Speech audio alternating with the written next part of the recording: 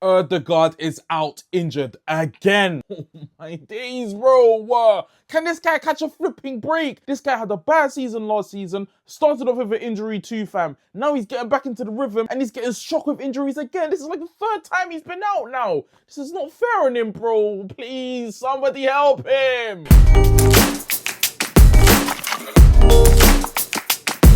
Yo, it's your buddy FC. We're back with another YouTube video, fam. Vamos, another injury to report, bro. Why, bro? Why? This is not fair on him, bro. This guy's literally coming back. He was literally getting back into form, playing in the midfield with Eze, playing deeper. Arteta finding a way to get this guy playing back to normal again, bro. But no, someone wants to flipping put spells on this guy, bro, and keep him getting injured. Why, man? No, I can't believe it, fam. Look at the games he's gonna miss. Fulham, Atletico Madrid, Palace, Brighton in the Carabao Cup, Burnley, Slavia Prague and Sunderland. Yes, they're not games that, oh my days, big games, huge games. We're gonna drop points in these games if we don't have him. But in my opinion, yes, we do have replacements that I'll speak about later on. But these are games where we're going to be facing low blocks after low blocks after low blocks, easy games after easy games after easy games. And he would be perfect for unlocking that, making games so much easier, bro. Now we have to rely on Zubimendi for a whole, how many months? 90 minutes, 90 minutes, 90 minutes all the time, bro. We have to literally pray Zubimendi doesn't get injured. Otherwise, we have to rely fully on Eze to unlock blocks, and that just doesn't make sense, bro. It's literally not fair, bro. And then obviously, you get me, Nwaneri, who I'll speak about later as well, could play a part. But it's not Ødegaard in the sense where Ødegaard understands the full, system, bro. He understands it fully. He's been playing under Arteta in the good times for 3 years, bro. Do you get it? So he gets it in general. And Nwaneri, I think he's getting to that level. There's still levels to go because Ødegaard's obviously the main guy when it comes to Arsenal's press outside of possession, bro. He's the main guy. Do you get it? It's a very, very hard role to replicate, sorry. And yeah, bro, it's so jarring, bro. I don't know what's happening to Ødegaard right now. Genuinely, bro. But again, it's just a collision injury, and that's the thing. It's just unlucky, bro. It's the same thing. It reminds me of Calafiori last season, where Calafiori was just getting a lot of impact injuries, bro, and people start calling him injury prone. And look what he's doing now this season, bro. He's just getting bare unlucky. I hope and I pray and all of that he actually just comes back, and he's still the same and still, getting better, bro. Because it's just not fair on him. Because he's been so good at the start of the season. He's been so good, bro. I don't know what's going on, man. Oh, MCL, bro. Next international break, I have to wait to see Ødegaard in my team again. Oh, it's just, why, bro? I mentioned all the games that he'd be missing, but there could be a chance, hopefully, that he's back for Tottenham. And that's the first game after the international break in November. And it may be too soon because that's going to be a huge game. Tottenham are sitting third right now in the Premier League table, broskis. By then, they may be, doing their own thing as well in terms of playing good. And it's going to be a big game under the lights. We're going to need everyone full fitness, bro. And if Ødegaard's not fully fit at that time, it's going to be difficult. Bearing in mind, as I mentioned, we are going to go through a bit of easy games where the team is going to learn to gel with each other way more than the start of this season, broskis. We're going to be connecting way better, playing way better, in my opinion, with Eze getting with the squad more, Gyökeres getting with the squad more, having the chance to get way more confidence in this next run of games, broskis, in this international, well, in between both international breaks that we're currently in right now and the next one. So I believe the team will be playing much better. The connections will be way more, more formed in that sense. And Ødegaard coming into this team is going to be difficult, bro, because everyone, in my belief, by the time he gets back, is going to be playing very well with each other, connecting way better, bro. And then it's going to be, bro, I think Nwaneri is going to also take his chance if he gets the chance that's given to him. Again, I'm going to, speak on it later.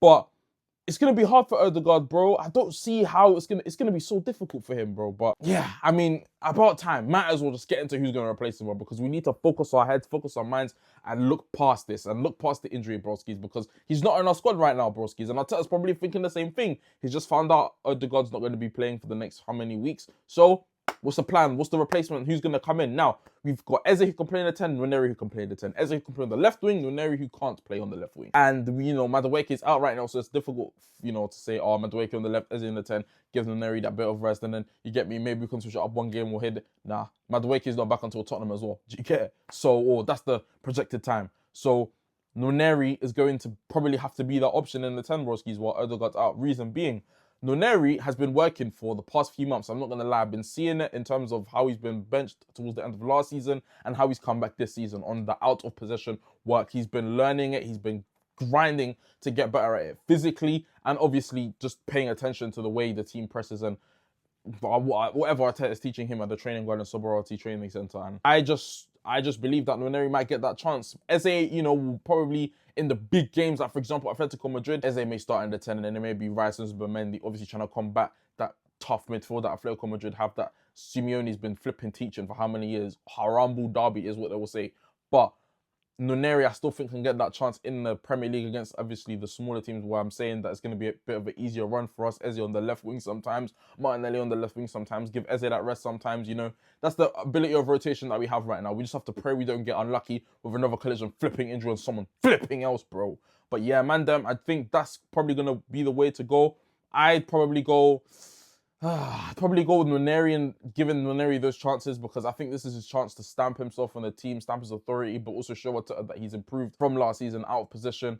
And, even in recent games, bro, it just needs to show that he's keeping on improving. Yeah, he's only 18. Do you get what I'm trying to say? So imagine giving him that type of burden is also still something that Arteta's probably thinking about. But Nwaneri's ready for it, bro. This guy's talented, bro. This guy scored against Man City. This guy's, he got 9 goals for us last season, replacing Saka, bro. Come on, man. He's ready, bro. He's ready, bro. Bearing in mind all the players he has around him, all the intelligence, all the know-how, all around the pitch for him, bro. He'll be able to prosper. And I think, yeah, Eze on the left wing could obviously... It's not his best position. I'm not going to lie to you. But imagine Henkampi's going to be back. Overlaps is going to be there, broski. Calafiori's still able to do a thing as well. He can still overlap. But Nwaneri has to be given a chance now. Surely, Arteta. Surely. But overall, man, I feel so sorry for Ødegaard at this point, man. This guy is literally so close every time this season to, picking up form with games upon games upon games upon games. And as I mentioned, for the games that he'd be missing out, Fulham and Atletico Madrid away, man. Not Atletico Madrid away, sorry, at home. But seriously, man, do you know how insane that is, bro? The type of team that we face, those are the prime games that we'd be playing Ødegaard and Eze in the midfield with, bro. And then bringing on Zubimendi for defensive security because we need to attack those teams. Maybe not Atletico Madrid, but more so Fulham, 100%, in my opinion. Reason being, we have not won there in a while. As I mentioned, yes, the last time we won there was a hat-trick of trusted assists. That's the last time I talked about the game, and that's the last time we won, bro. And Ødegaard actually played quite a pivotal part in that game. But also, imagine him and Eze linking up. Do you get it? In a game where we haven't had that much attacks and finishes, bro. Eze with the shots in the box and in and around. Ødegaard playing the passes, picking the passes through, finding the players in behind, bro. And now we don't have it against Fulham. The team outside of the top 6, in my opinion, that I think we played the worst away in recent years. It's just not ideal, innit? But again, we are lucky.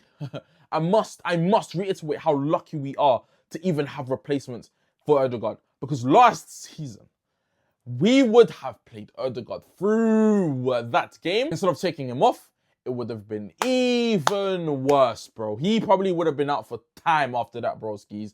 And then we would have had to, obviously, because Nwaneri was playing right wing already because Saka was out. So we'd have to play, I don't know who, because Marino was already playing striker. Oh my gosh, last season, bro.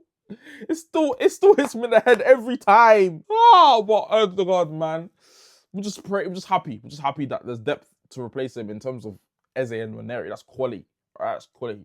So, guys, please let me know what you think in the comments, man. Already like, comment, and subscribe because my word is the situation, not something to be positive about, but we also have positive to take away from it in the sense of the, the depth that we've got in it.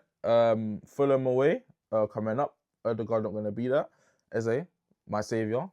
In football terms, we do need you. Zubimendi, he's class, he's insane. So, he can definitely help us in that sense, but we just have to praise Zubimendi and don't get injured now, otherwise our build-up issues are back again. God, please come back. Please come back stronger, man.